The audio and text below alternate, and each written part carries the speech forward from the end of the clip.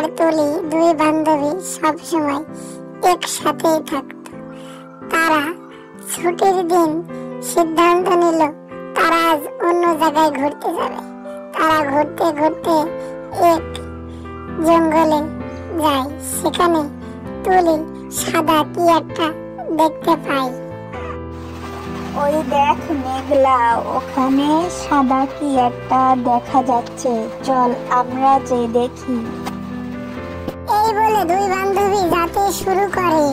তারা অবশেষে পৌঁছে যায় সেই সাদা জিনিসটার কাছে। তারা তাদের রহস্য উদ্ঘাটন করতে সফল হয় এবং তারা জিনিসটা দেখে অনেক ভয় পায়। তারা এর আগে কখনো এমন কোনো জিনিস দেখেনি।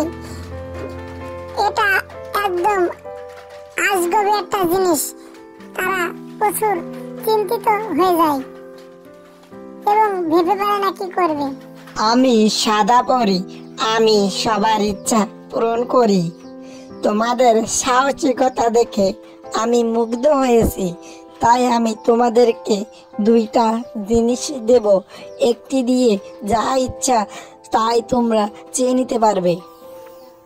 এই বলে পরি তাদেরকে দুইটা পাথর দেয় আর বলে, এই দুইটার ভিতরে একটাই তোমরা আমাকে স্মরণ করতে পারবে, আরেকটাই যা চাইবে তাই তোমরা পাবে।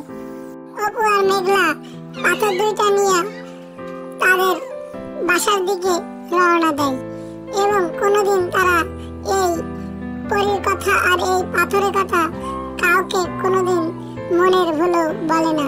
এইভাবে তাদের জীবন অনেক সুন্দর